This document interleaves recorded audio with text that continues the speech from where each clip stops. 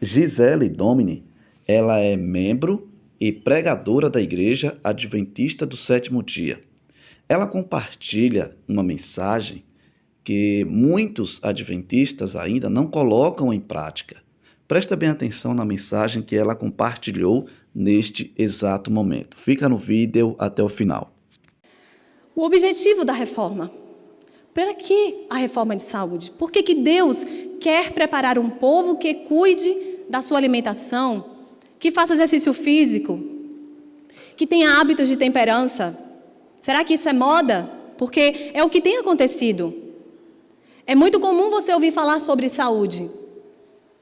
Você abre qualquer rede social, você passa pelas ruas, você entra em contato com esse material. Então, somos comuns? É a mesma mensagem? Antes de ler o texto, eu digo a vocês, um dia eu aprendi com um pastor que já descansou no Senhor, chamado pastor Elbio Menezes. E ele falou algo que eu achei muito interessante. Ele disse assim, que nos alimentarmos bem e cuidarmos da nossa saúde não tem nada a ver a vivermos sem doença. E eu fiquei meio perplexa com aquilo. Disse, como assim? A gente pensa que vai cuidar da saúde para não ter doença? Eu disse, não. Cuidar da saúde é questão de obediência. Se você vai ter doença ou não, isso não importa. Porque Deus ofereceu para nós uma vida eterna. E às vezes nós ficamos nos perguntando, quando alguém tem alguma doença, e fala assim, mas ela cuidava tanto da alimentação, cuidava tanto do corpo. E por que ficou doente? Tem pessoas que fumam e bebem a vida inteira e têm uma vida longeva. Como pode isso? Talvez essa pessoa que teve uma vida longeva viveu tudo que tinha. Deus tem oferecido para nós a vida eterna. E isso não tem nada a ver com esse rascunho de vida que a gente tem aqui. Isso aqui que nós vivemos é apenas um rascunho. A verdade ainda está por vir. Aquilo que Deus ofereceu para nós ainda está por vir. Nosso Pai Celestial enviou a luz da reforma de saúde, olha o objetivo, a fim de proteger contra os males resultantes do apetite pervertido, de forma que pelo exercício da temperança na vida diária sejam santificados pela verdade. Olha qual é o objetivo da reforma de saúde. Preparar um povo santificado pela verdade. Esse é o objetivo. A fim de prestar a Deus serviço, precisais ter clara concepção de seus reclamos. Deveis usar alimentos mais simples, preparados da mais simples maneira, para que os delicados nervos do cérebro não sejam debilitados, entorpecidos ou paralisados, tornando-se impossível discernir as coisas sagradas e avaliar a expiação e o sangue purificador de Cristo como acima de qualquer preço. Esse texto acrescenta ao texto que a gente leu anteriormente. Além de não conseguir discernir as coisas sagradas, nós também não conseguiremos entender a expiação de Cristo. Sabe quando você não consegue dar valor ao que Cristo fez na cruz? Sabe quando você não consegue sentir o peso da cruz? É porque nós temos transgredido essas leis do nosso corpo. O nosso corpo, eu vou falar sobre isso um pouco à frente, há uma ligação bidirecional entre todo o nosso trato digestório com o nosso cérebro. E quando você se alimenta mal, e eu estou falando aqui de um dos aspectos, que é a alimentação, você não consegue ter discernimento para decidir o que você tem que fazer, tomar a decisão correta. Olha aí, estava bem um slide à frente só.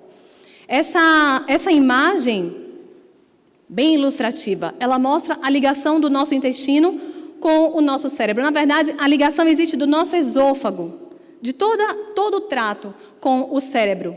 E eu coloquei ali embaixo, essa citação é do outro livro, Conselho sobre Saúde. Esse livro, a primeira publicação dele foi feita em 1938, quando pouco se sabia que há uma ligação entre o nosso cérebro, através do sistema nervoso, através do nervo vago, com todo o trato digestório. Isso... Oi? Ele escreveu bem antes. Porque o Conselho sobre Regime Alimentar, o Conselho sobre Saúde são compilações de textos que foram escritos antes, cerca de quase 150 anos atrás. Mas em 1938 esse livro ele foi publicado pela primeira vez. E aí nós temos o que ela disse: se o estômago não for bem cuidado, a formação de caráter.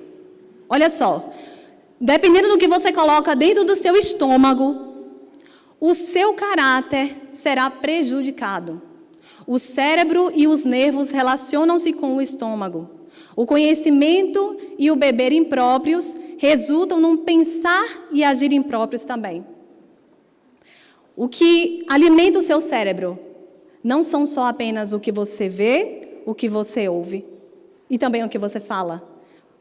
O conhecimento que você adquire, o que você passa, mas também o alimento que você ingere, interfere em como você consegue pensar, nas sinapses que você vai ter no cérebro. Vocês conseguem perceber isso? A importância que existe no cuidado que devemos ter com o nosso corpo? Conselho sobre Saúde, página 475, diz assim: onde quer que a verdade seja proclamada, deve ser ministrada instrução quanto ao preparo de alimentos saudáveis. Se aqui ainda não foi feito ou não se faz mais aulas de culinária, nós precisamos voltar a fazer. Nós precisamos ensinar as nossas crianças. Nós precisamos ensinar aos nossos jovens como preparar alimento saudável, de maneira simples. Um pão integral, podemos ensinar o sem glúten também, mas precisamos ensinar como se preparar alimentos que vão trazer saúde para nós. Conselho sobre Saúde, página 37. Aqui tem vários artigos sobre os escritos de Ellen White, aí como ele estava citando aqui, e isso aí já data de 1864. Já é bem antes daquela primeira data que eu falei, da publicação do primeiro livro. Essas informações já estavam em artigos que foram escritos em 1864, quando a ciência pouco sabia do funcionamento do nosso corpo. Então, nós, como povo de Deus, acreditamos que Deus deu essa mensagem através de Ellen White para que nós pudéssemos nos preparar para sermos o povo do Advento. Muitos me têm perguntado: que procedimento devo seguir para preservar minha saúde? Talvez essa seja a sua pergunta agora. Diante do que eu estou dizendo, mas o que eu faço? A partir de onde eu começo? O que eu devo mudar? Olha só. Minha resposta é: deixai de transgredir as leis de vosso ser, deixai de condescender com o apetite depravado, ingerir alimentos simples, vestir-vos de maneira saudável, o que requererá modéstia e simplicidade. Trabalhai de forma adequada e não adoecereis. Olha a receita. Olha que maravilha. Se alimente de maneira simples, se vista de maneira modesta, de forma a proteger o seu corpo, cuidar do seu corpo e não mostrar o seu corpo. E trabalhar. Trabalhar eu sei que aqui todo mundo conhece, né? É uma coisa talvez que parece mais fácil, digamos assim. Quem está aqui, como muitos dizem na América, sabem que vieram aqui para trabalhar. Mas não é isso que Deus requer de nós, não é só isso. Nós precisamos também cuidar da alimentação, cuidar também de como nos vestimos, nos portamos. Afinal de contas, nós somos porta-vozes de Deus, somos representantes de Deus nesta terra. Aqui uma advertência. Conselho sobre Saúde, página 59. Deus não operará um milagre para proteger das enfermidades aqueles que não têm cuidado de si mesmos, mas estão continuamente a violar as leis de saúde e nenhum esforço fazem para proteger-se da doença. Isso é forte. Deus não operará um milagre se você não está fazendo a sua parte em cuidar do seu corpo. E qual é o plano de Deus para nós? Nós temos aqui o plano original. Eu não vou pedir que vocês abram, mas se vocês quiserem seguir e acompanhar.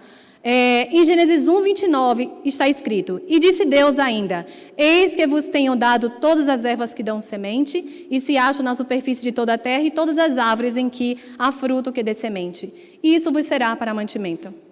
Ponto. Eu não preciso dizer muito além disso. Gosto de todas as vezes que eu prego, retornar para o Gênesis. Eu acredito que quase todas as minhas perguntas tiveram respostas nesse livro. Porque é o livro das origens. O verdadeiro livro das origens. A origem de todas as coisas está lá. Do solo fez o Senhor Deus brotar toda sorte de árvore agradável à vista e boa para o alimento. Gênesis 2, verso 9. Aqui está o plano de Deus para nós. Só que pós-queda, nós tivemos uma modificação. Gênesis 3,19 diz: e tu comerás a erva do campo. Depois do pecado, Deus diz que nós poderíamos comer a erva do campo. E é uma coisa interessante que na farmácia, quando nós estudamos na faculdade sobre o início, né, como são descobertos os medicamentos, a maioria são descobertos de forma meio que através de um erro. Não foi algo proposital. Estávamos procurando uma coisa, os pesquisadores, na verdade, procurando uma coisa e encontram a medicação. Porém, a maioria das medicações, e principalmente aquelas que eram usadas antigamente, elas vinham das plantas. Deus sabia que depois do pecado haveria doenças. Então seria necessário que o homem utilizasse as ervas do campo, para dali retirar as medicações necessárias para combater as doenças, que antes não existiam. Mas depois do dilúvio, aconteceu uma outra modificação. Em Gênesis 9, verso 3 está escrito: tudo o que se move e vive, ser-vos-á para alimento. Como vos dei a erva verde, tudo vos dou agora. Carne, porém, com sua vida, isto é, com seu sangue, não comereis. Percebam que o texto diz: como vos dei a erva verde. Não parece que aqui Deus está dizendo assim, não era plano te dar a erva do campo. Eu dei a erva do campo para vocês depois do pecado. Assim como eu dei a erva do campo, eu também estou dando tudo que se move. Contanto, não coma a carne com o sangue. Esse aqui não era o plano original. Isso aqui foi um plano B, infelizmente, depois do pecado. E aqui tem algumas, eu estou já partindo para o final, algumas orientações que nós temos hoje, que estão nos escritos de Ellen White. E eu faço mais uma vez esse apelo a vocês. Nós temos vários livros que já estão publicados, livros que vão nos orientar sobre esse assunto. Eu coloquei aqui trechos de vários deles, mas existem ainda outros. E nós, às vezes, nos debruçamos e lemos tantos outros livros. E, infelizmente, não damos atenção aos escritos que Deus deu através de sua serva, a sua igreja.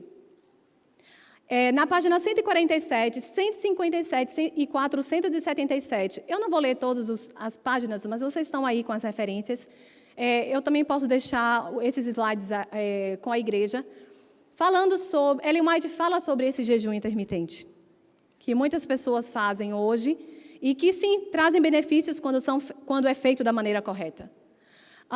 O uso de frutas in natura, em preferência a sucos. Ellen White já falava sobre isso nos seus escritos, que deveríamos comer as frutas ao invés de tomar o suco da fruta. E você pensa, mas o suco não é saudável? Sim, principalmente comparado com as limonades que são tomadas aqui, que na verdade não são suco. É apenas um preparado com corantes e açúcar e enfim. Mas parece que aqui as pessoas estão tão acostumadas que não se dão conta. E preparam e tomam como se fosse a coisa mais natural. Esse é o meu segundo momento aqui com vocês. Então, eu estou falando e eu não estou pensando aqui na forma como vocês se alimentam como igreja. Eu mal conheço. Esse é o segundo momento aqui, e eu espero que seja o segundo de muitos. Mas o que eu estou falando aqui, eu falo para a minha família. É a orientação que eu dou para as pessoas que eu amo. E se eu estou falando isso aqui para vocês, é porque eu quero o bem de vocês. E não são palavras minhas, na verdade. Algumas são, mas a maioria é o que está escrito. O suco, o que acontece? Você retira do suco ali a fibra. Você aumenta a concentração de frutose no suco, que sobrecarrega seu fígado.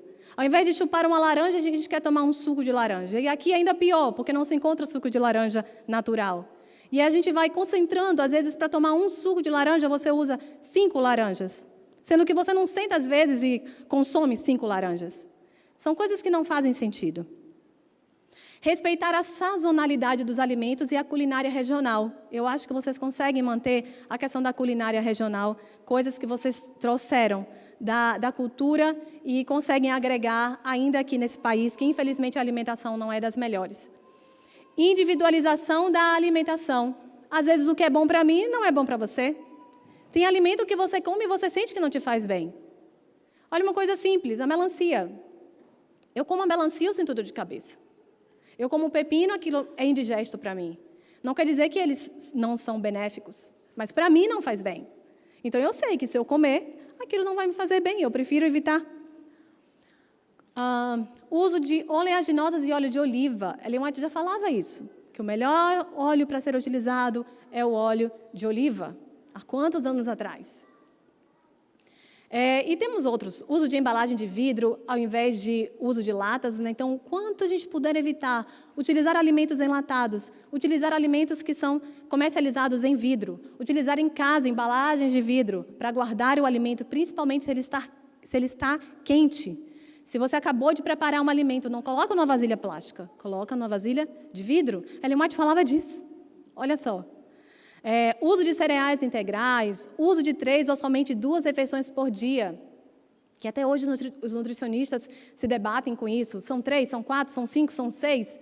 Né? Fraciona para emagrecer, não fraciona. Come à noite, não come à noite.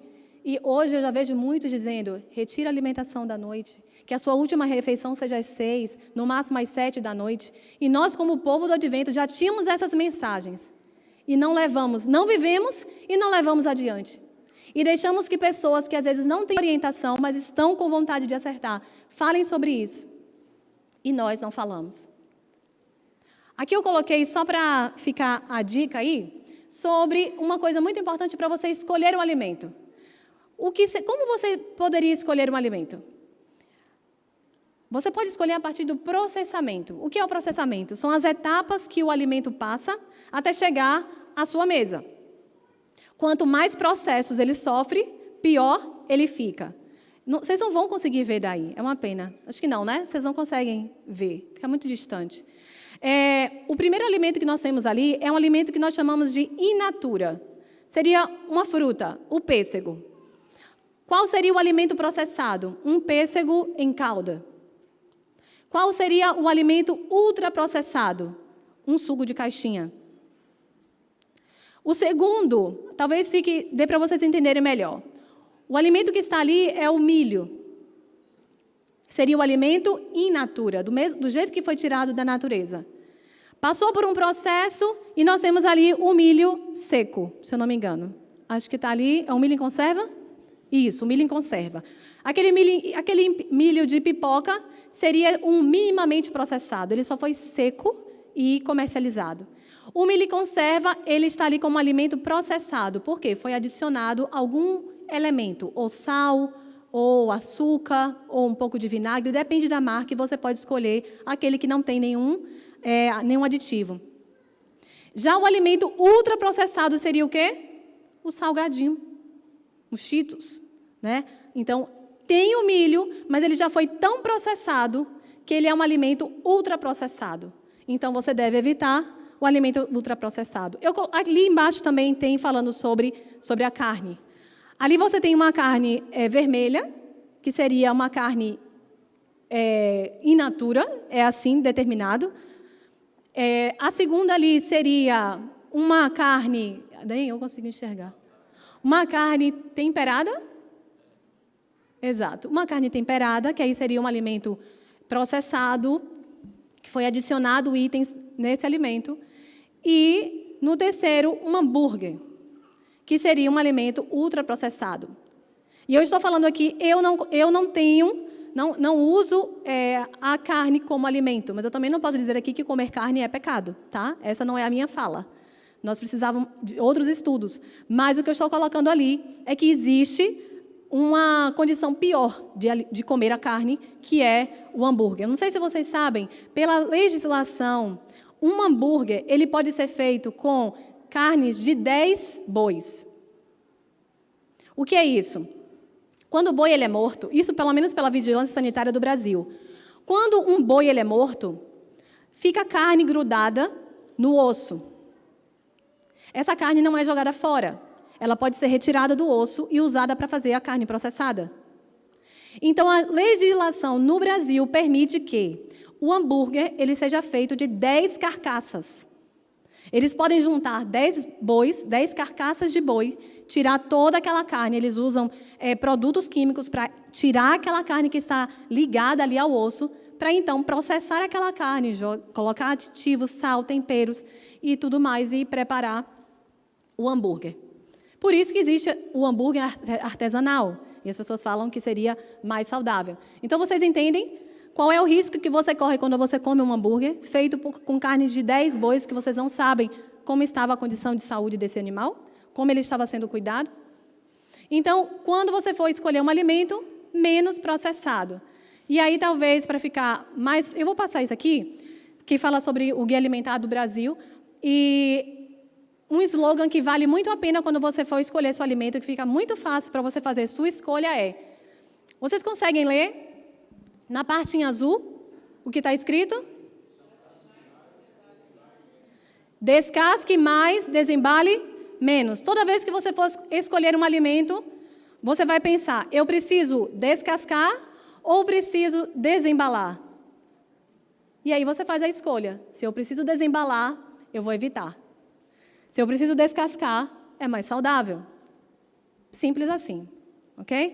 Aí tem um texto, quando estudarmos este assunto no temor de Deus, descobriremos que é melhor, tanto para a nossa saúde física, como para nosso progresso espiritual, observar simplicidade no regime alimentar. Quanto mais simples, quanto menos você precisar incrementar para comer, melhor. Esse é o livro Medicina e Salvação, página 274.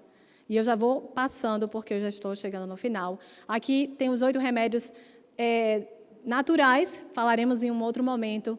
Eu queria ler esse texto sobre temperança que diz: toda violação do princípio no comer e beber embota as faculdades de percepção, tornando-lhes impossível apreciarem ou darem o justo valor às coisas eternas. É de especial importância não permanecer a humanidade ignorante com respeito às consequências dos excessos.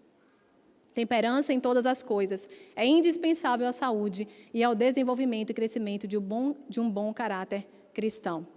E aí um texto muito forte.